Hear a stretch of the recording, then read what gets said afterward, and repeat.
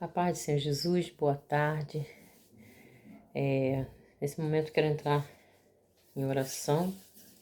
Quem quiser estar orando comigo, colocando um pedido de oração, né? Quiser colocar uma fotografia, segurar na mão assim, representando uma pessoa que você quer orar. Claro que nós sabemos que isso é simbolismo, mas se você crê realmente, você não precisa fazer todas essas coisas, mas se você crê, pega foto, nome de uma pessoa ou liga seu pensamento com Deus para a gente estar orando, né? Se você tem alguma pessoa que está enferma, começa agora a orar por essa pessoa, para tudo que você está fazendo, se concentra, coloca fé no seu coração, porque sem fé é impossível agradar a Deus, né? Então a gente precisa ter muita fé para agradar a Deus, né? Oremos. Senhor Deus e nosso Pai, graças te damos, Senhor, por mais este momento, Pai, qual estamos aqui, Senhor, com os nossos pensamentos voltados a Ti, Senhor, para orar a Ti, Senhor. Pedir perdão pelos nossos pecados, nossos erros, nossas falhas, Senhor. Pedir que o Senhor não nos repreenda na Tua ira, nem nos castigue no Teu furor, Senhor. Que o Senhor olhe para nós, Senhor, e lembre que somos pó. Pai, que quando o Senhor estiver aborrecido, Senhor, com alguma coisa que a gente possa ter feito, Senhor, que o Senhor se acalme, Senhor, antes de tratar conosco, Pai querido, Pai amado. Sabemos que Tu é um Deus bondoso, Pai, mas sabemos também, Pai, que devemos fazer aquilo que agrada o Seu coração. E muitas das vezes, Senhor, não conseguimos, Senhor. Estamos aqui nessa tarde para pedir perdão pelos nossos pecados, pedir que o Senhor fale, Senhor, nossos corações, que o Senhor use seus meus lábios nessa palavra que vai ser lida nessa tarde, Pai. Que o Senhor possa estar, Senhor, curando, Pai, aqueles que estão enfermos, que o Senhor possa estar, Senhor, entrando agora nos hospitais, onde se alguma pessoa que estiver vendo esse vídeo, Senhor, tivesse deixado alguém no leito do hospital, que você possa estar entrando com cura, Pai, com restauração, Pai. Pai, Santo Deus, visita as crianças, os mendigos, moradores de rua, Pai, que estão agora, Senhor, desabrigados nessa friagem, Pai, sem ter ao menos o que comer ou dar para os seus filhos, Pai. Começa agora a interceder, Senhor, pela vida de cada um, Senhor. Senhor, entra nos asilos, Pai, tocando naqueles velhinhos, Pai, que estão ali, Senhor, aqueles idosos, Pai, que estão ali, Pai, sem seus familiares, sem seus entes queridos, Senhor. Muitos foram largados ali, Pai, esquecidos ali, Pai, mas não pelo Senhor, porque o Senhor não esquece de ninguém, Senhor. Por mais que a situação que a pessoa esteja, Pai, esteja mostrando desfavorável, Pai, parece que o Senhor não está vendo, parece que o Senhor não está ouvindo. Mas sabemos, Pai, que o Senhor está ali naquele momento, Pai. Que o Senhor está cuidando de cada um. O Senhor cuida das plantas, o Senhor cuida das aves, do céu. O Senhor cuida de tudo, Pai. Das aves, como não vai cuidar de nós, Pai? Entregamos nossas vidas em suas mãos, Pai. Toma os familiares de cada um. Toma essas pessoas que estão vivendo luto, Pai. Toma aqueles países que estão em guerra, Pai. Muitas pessoas estão perdendo vidas ali, Senhor. A vida é algo tão valoroso que o Senhor nos deu, Pai. Mas a vida tem valido tão pouco, Pai querido, Pai amado. Senhor, livrai-nos, Senhor, das balas perdidas, dos assaltos, das confusões, do homem sanguinário, Senhor, do homem mau, das setas, dos vírus, Pai, malignos que estão andando por aí, Senhor. Toma nossas vidas em Tuas mãos, Senhor. Fala conosco nesta tarde, Pai. Precisamos ouvir a Tua voz.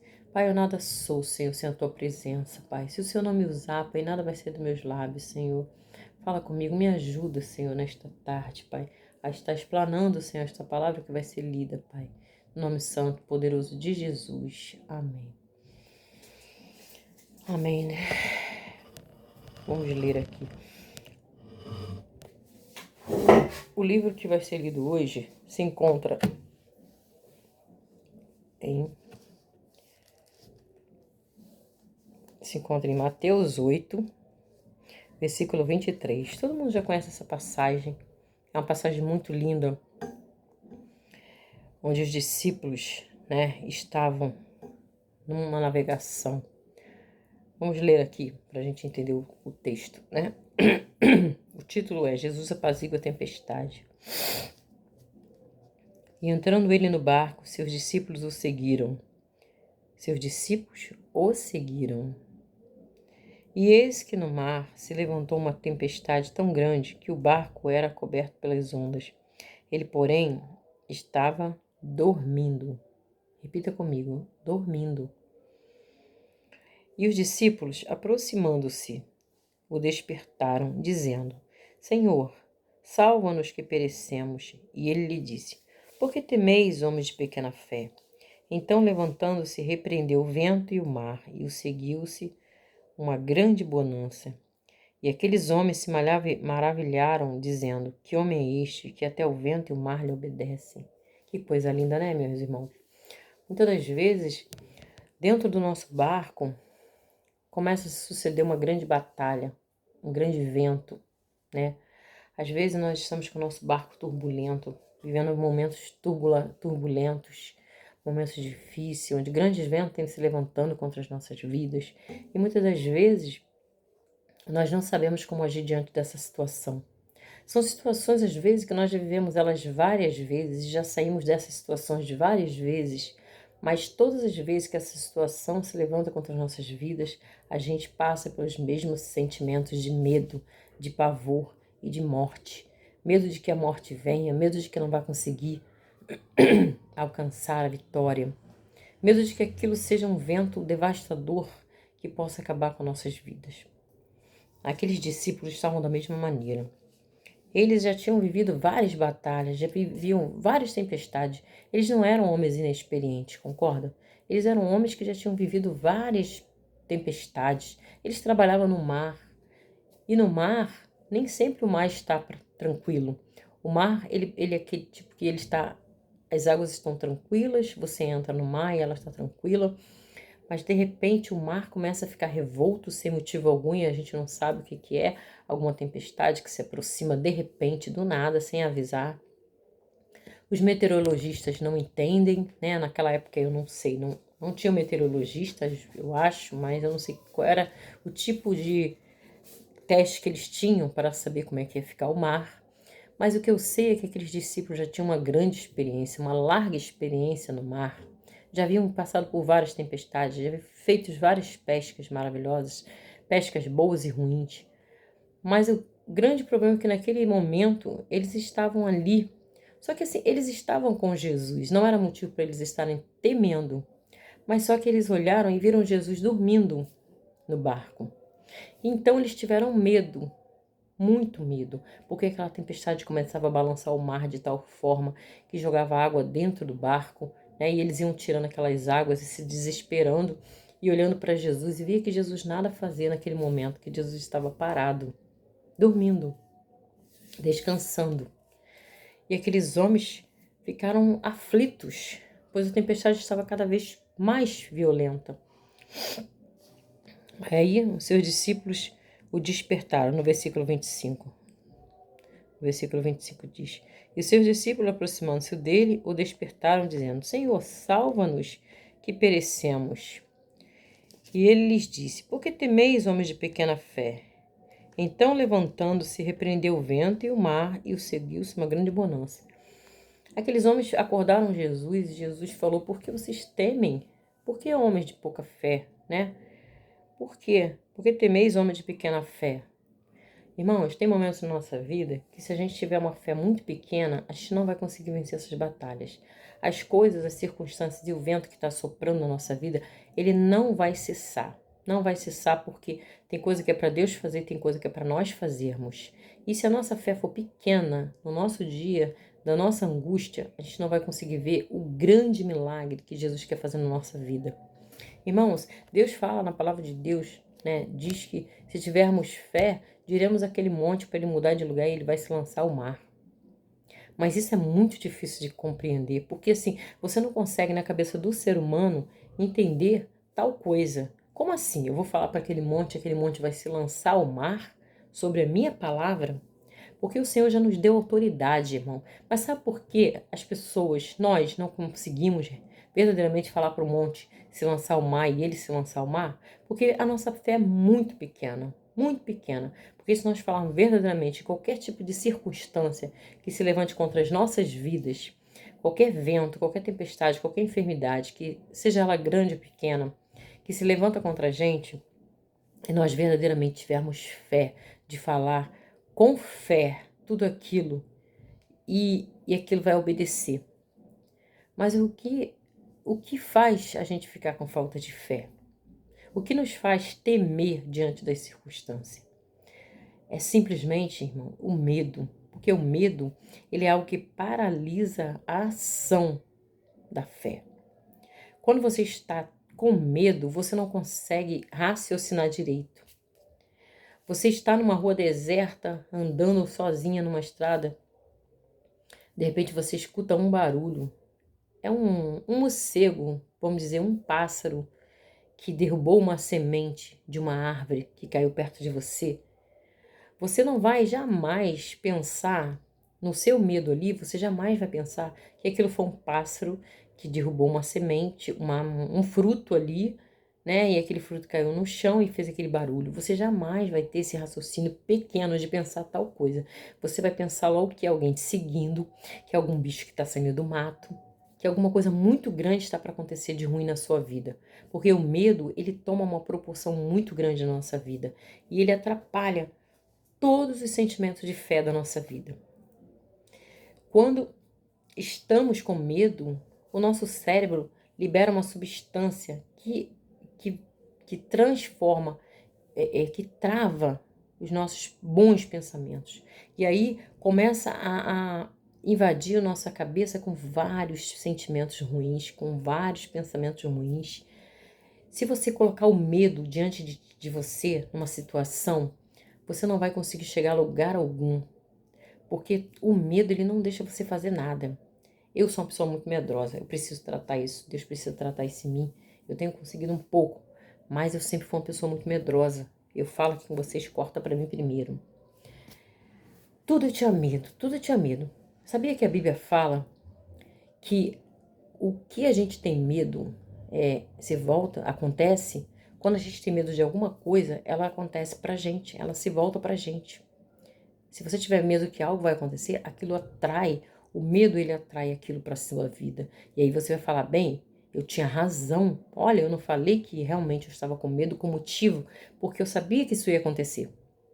Mas não é por isso, é porque você teve medo, que você atraiu as coisas negativas para cima de você.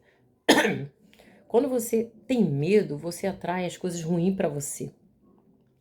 E tudo que você teme acontece.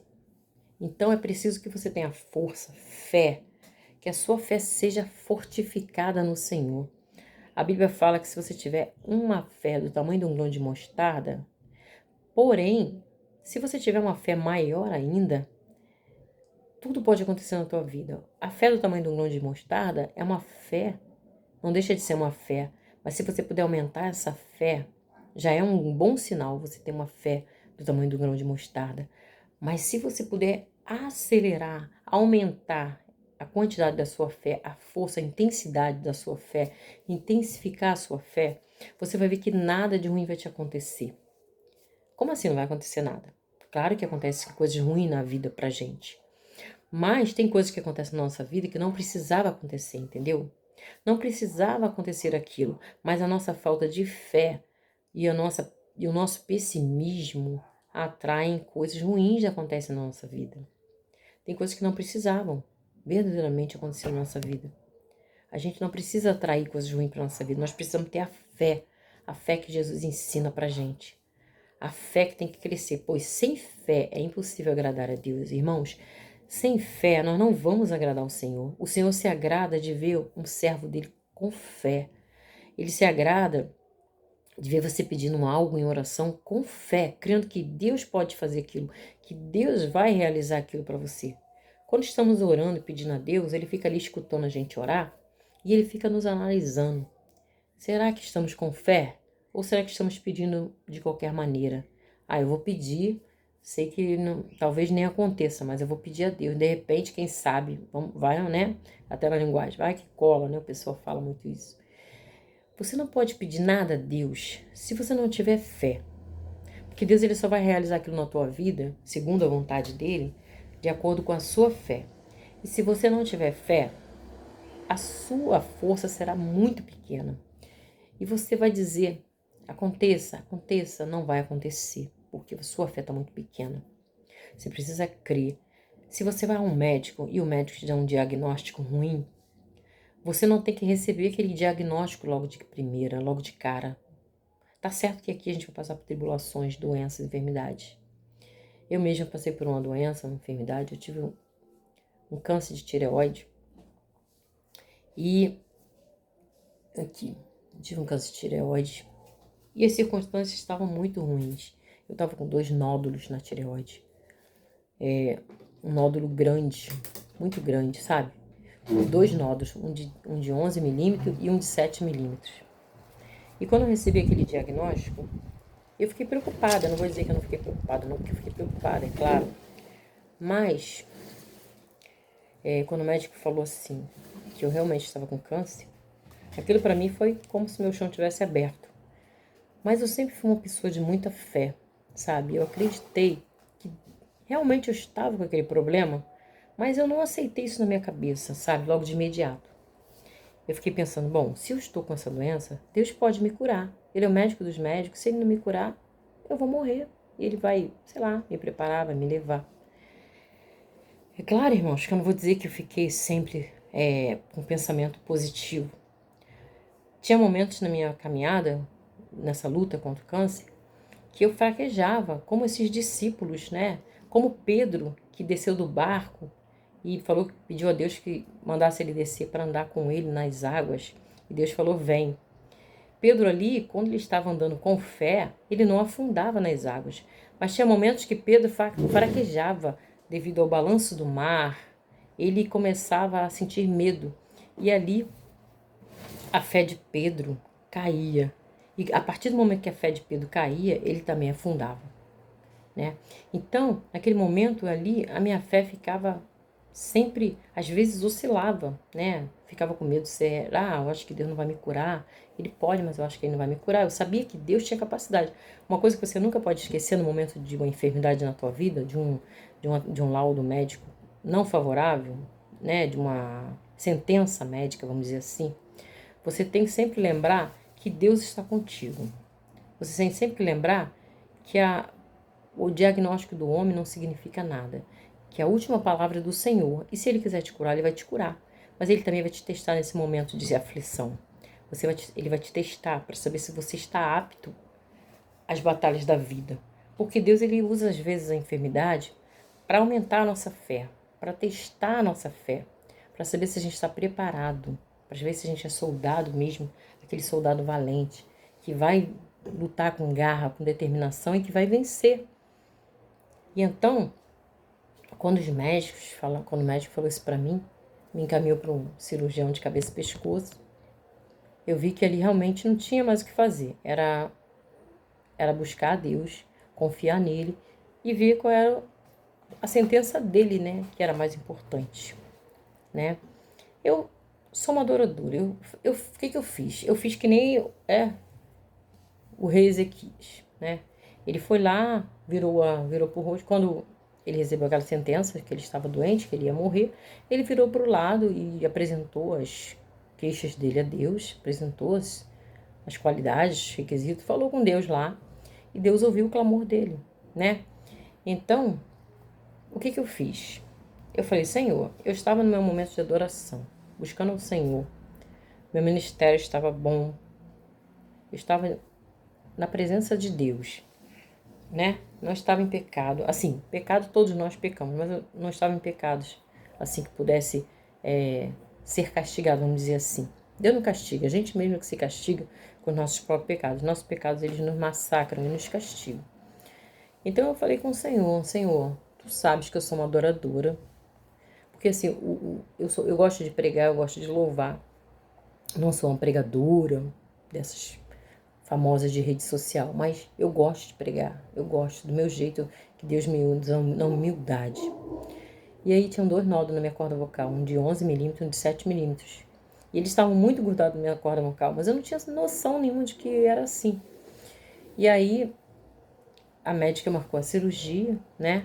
E ela falou para mim, eu falei, doutora, a senhora acredita em milagre? E ela falou para mim, não, eu não acredito em milagre, Valéria, eu acredito em tratamento.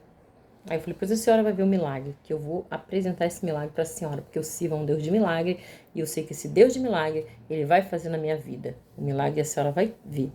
E ela ficou assim, continuou escrevendo, né? Ignorou que os médicos são assim meio céticos. E aí eu falei com o Senhor, Senhor, eu sou uma adoradora. Eu sou uma adoradora, eu gosto de pregar, eu gosto de falar do seu amor, Senhor. Eu não sou perfeita não, Senhor. Eu sou cheia de pecados, mas eu gosto, Senhor, de fazer a sua vontade, a sua obra, Pai. Eu gosto de cantar, eu gosto de louvar, eu gosto de adorar. Então, para que, Senhor? Para que eu fiquei doente? Por que aconteceu isso comigo? Né? A gente tem que falar para quê? Porque tudo é para quê, não por quê, né? Não se questiona Deus por quê, mas sim para quê? Para que aquilo está acontecendo? Para alguma coisa de crescimento na tua vida. E aí, a doutora marcou a cirurgia, e no dia da cirurgia ela veio meio desanimada, e eu estava no pátio com meu esposo, assim, conversando, olhando da vista, né, que foi lá no Cosme Velho, lá perto do Cristo Redentor, esse Cristo da Terra, né? E aí, eu estava lá olhando, esperando ela, né? E aí, quando ela me chamou para fazer, para conversar, né, assinar um papel de termo de responsabilidade, né? Ela me chamou e falou: Valéria, dei esse papel. Eu li tudo, assim, só coisa ruim, né? Coisa ruim. Ela falou: você está ciente, né, que você pode morrer, você está ciente que pode perder a voz, você está ciente que pode perder ou ficar rouca pro resto da vida. Está ciente de tudo isso. Ela foi lendo lá tudo que estava ciente. E eu falei para ela: eu não estava ciente de nada, irmão, não estava ciente de nada. Eu simplesmente li aquilo e falei com ela. Comecei a chorar, segurei no braço dela. Segurei no braço dela e falei: doutora, faça tudo que tiver ao seu alcance. Não me deixa ficar sem voz, porque eu sou uma adoradora. Eu adoro adorar esse Deus. Eu sou uma adoradora. Eu gosto de cantar, eu gosto de louvar, de falar do amor de Cristo. Aí ela pegou e falou para mim: Valéria, eu vou fazer tudo que tiver ao meu alcance. Tudo que tiver ao meu alcance. Eu falei: pois faça, doutora, porque o que tiver ao alcance de Deus é Ele quem vai fazer. E ali, irmãos, comecei a chorar e ela falou para trocar de roupa, tirar a aliança, tirar brinco, tirar tudo, né? E aí colocar a roupa para se deitar e para esperar. Cheguei lá, eu vi umas outras pessoas lá também aguardando, pessoas com câncer. E aí, como foi no particular, eu não fiquei no quarto com ninguém, eu fiquei sozinha, né? Não tinha muita gente para eu conversar. Fiquei sozinha. E aí, antes da cirurgia, eu falei com ela: eu vou ao banheiro. Eu fui no banheiro, o banheiro estava todo molhado, eu arranquei um monte de papel, joguei no chão. Ajoelhei e falei: Senhor, olhei para o céu e falei: Senhor, neste momento eu me calarei e o Senhor falará por mim. Levantei, limpei, tirei os papéis do banheiro que eu tinha colocado no chão e fui para a sala novamente me deitar, lá no meu quarto. E aí a cirurgia transcorreu tudo bem, não sei o que aconteceu, dali eu apaguei, né? Eu lembro de ter acordado em um momento lá da cirurgia e falado: doutora, é câncer mesmo? Porque assim, eu não aceitava nada, todos os exames quando eu fui fazer antes da cirurgia, eu falava: isso não vai dar, vai fazer a ultra e não vai dar nada. Aí dava. Tudo que eu falava: vai fazer o exame de sangue, não vai dar nada, vai fazer cintilografia, não vai dar nada. E aqueles astronautas, aqueles homens com aquela roupa de astronauta me deram iodo, né? Me deram aquele radioativo na boca, no canudinho, que eu nem poderia colocar a mão. Eles falavam: Valéria, não bota a mão, deixa que a gente dá a você. Com aquelas roupas de astronauta, eu falei: gente, estou no filme de ficção científica. Era o que parecia. Parecia um filme que eu estava vivendo. Aquilo não era real. Parecia que eu estava sonhando, que eu ia acordar a qualquer momento, que eu era atriz de um filme de ficção científica. Que eu estava dentro de um filme. E aí, transcorreu a cirurgia. Quando foi no dia seguinte, a doutora chegou toda desanimada lá na sala, bateu na porta. Bom dia, Valéria. Aí eu: oi, doutora. Aí ela quase caiu para trás na cadeira.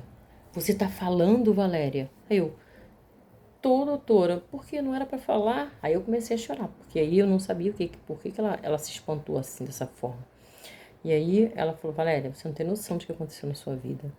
Em ano de profissão, eu nunca peguei um caso como o seu. Esses 2 nódulos estavam grudados na tua corda vocal, como se fosse um bicho. Foi assim que ela se referiu. Como se fosse um bicho. E eles estão grudados na sua corda vocal. E eu tive que raspar com navalha. Você tem noção? Quando você chegou lá na sala de cirurgia, eu olhei para a cara do meu amigo médico. Quando a gente abriu a tua garganta, eu olhei para a cara dele e falei: e agora? O caso é mais grave do que a gente pensava. E ele falou: vamos em frente, estamos aqui, vamos em frente. Ela disse que teve vontade de fechar minha garganta e me mandar para casa, porque ela, em ano de profissão, nunca tinha pego um caso tão crítico. E aquilo me apavorou, me deixou mais nervosa, comecei a chorar. Aí eu falei: doutora, eu disse para a senhora que eu sirvo o médico dos médicos. E a senhora não acreditou em milagre, né? Mas a senhora agora vai acreditar em milagre? Aí ela: Valéria, é um milagre que você está falando. Não foi eu que te operei, foi o médico dos médicos, verdadeiramente. Eu só fui só um instrumento na mão dele, porque Eu não tenho capacidade de fazer isso que você está falando. E aí eu comecei a chorar, fiquei emocionada. Eu falei, posso dar um abraço, doutora? A senhora só foi usada, só como instrumento na mão de Deus, porque quem fez a cirurgia foi ela. Ela concordou comigo. E aí, irmãos, isso foi em 2013. 2013 eu fiquei sabendo do diagnóstico e 2014 eu operei, né? E hoje aqui estou eu aqui, apenas com uma leve cicatriz, faço tudo. Pego geladeira, arrasto geladeira, pego móveis, faço tudo, faço tudo, faço tudo. Graças a Deus. Todas as consequências da cirurgia, do antes da cirurgia que foram me falando que poderia acontecer, Deus foi revertendo tudo. E tudo que aconteceu depois da cirurgia, eu fiquei naquele quarto lá, que era para ficar 3 dias, eu fiquei 2. E aí, naquele quarto blindado, depois cheguei em casa, eu estava toda radioativa, ninguém podia ficar comigo no quarto, meu esposo não podia dormir comigo no quarto. Onde eu botasse a mão na maçaneta, eles não poderiam colocar, eu não poderia ficar na sala muito tempo com eles, porque eles pegariam radioatividade. E eu tinha que dar descarga, né? 2 vezes no banheiro quando eu usasse para fazer xixi ou outra coisa. Eu tinha que dar 2 vezes descarga para tirar toda a radioatividade. E a roupa, eu não podia lavar minha roupa junto com a deles. E eu tinha que ficar no quarto, e eles na sala, os meus filhos, meu esposo, a minha mãe que estava aqui cuidando de mim também. E eu fiquei no quarto, reclusa no quarto, porque eu ficava radioativo. Os talheres que eu usava não poderia usar, ninguém poderia usar, sabe? Tinha que usar talheres de plástico. E muitas coisas, irmão, que acontece. Mas falaram para mim que eu não ia fazer nada, que eu não ia ter força para fazer nada. E para honra e glória do Senhor, eu faço tudo que Deus permite eu fazer. Eu pego peso, eu tenho uma vida normal, sabe? Tem outros problemas de saúde, porque todo mundo tem problemas, mas nada a ver com isso. E para honra e glória do Senhor, eu louvo, prego, adoro, canto. Não canto bem, eu sou cantora, não tenho a voz muito linda, mas eu canto para Deus, eu não canto para homens e mulheres. Então é isso, irmão. Quando a gente passa por uma circunstância dessa, uma situação adversa, a gente tem que ter a nossa fé avivada. Se eu tivesse perdido a minha fé, eu teria morrido, porque no momento que você passa por uma adversidade, ou você questiona ou você adora. Se você questionar, você morre. Se você não questionar, você vive. Adora. Você tem que adorar. No momento da crise. Ah, mas Valéria, é muito difícil, missionária Valéria. Adorar no momento de crise. Mas você tem que adorar no momento de crise, no momento de dor, no momento da adversidade na tua vida. Você não pode fazer nada contra essa adversidade que aconteceu, porque as adversidades elas vão acontecer e acontecem sempre. Mas você tem que adorar. O que você vai fazer? Vai resmungar, vai começar a bater a porta, vai começar a quebrar tudo, vai começar a xingar o cachorro do vizinho, vai bater no cachorro, pisar no rabo do cachorro, vai bater no gato, vai xingar, vai fazer o quê? Você tem que adorar e passar por aquilo, sabe por quê? Quando você adora, você aproxima o Senhor de você. E aí Deus passa contigo aquele momento de turbulência, como com esses discípulos. Jesus estava no barco com eles, mas eles não conseguiam sentir seguro. Mesmo com Jesus no barco deles, eles não estavam se sentindo seguros. Então, é igual na nossa vida. Na nossa vida é assim. No momento da adversidade, a gente não consegue se sentir seguro. A gente acha que Jesus abandonou a gente, que virou as costas pra gente, que está nos castigando. Tinha uma pessoa que chegou para mim e falou, uma amiga de infância, que hoje em dia eu nem falo muito com ela, porque eu fiquei muito magoado com ela falando, que ela falou que, missionária Valéria, você deve ver o que está acontecendo. Ela não chama de missionária, não, ela falou, Valéria. Valéria, você tem que falar com Deus. O que está acontecendo? O que você fez de tão grave para estar merecendo um câncer? Porque um câncer é uma doença muito séria. Então você deve ter feito uma coisa muito grave. Aí eu saí dali, estávamos num culto de mulheres, eu levantei daquela mesa linda e fui lá para o banheiro chorar. Aquilo me feriu, sabe? Assim mesmo com o Jó, né, também, né, passou por essa situação, e vários discípulos. Quando você está passando por uma prova, ninguém acredita no seu milagre. As pessoas sempre acham que você está pecando, que você fez alguma coisa de errado, entendeu? Mas é isso. Se você estiver com Jesus no seu barco, o seu barco não vai naufragar. Pode soprar o vento que for, pode até entrar água no seu barco em alguns momentos. Mas Deus não vai deixar teu barco afundar. Se você crê, se você tiver uma fé avivada, fica com essa palavra. E de hoje em diante, que você possa ver assim, poxa, eu vou pegar essa palavra e colocar no meu coração. Quando o vento estiver soprando na minha vida, eu não vou temer, porque eu sei que Jesus está ali no barco.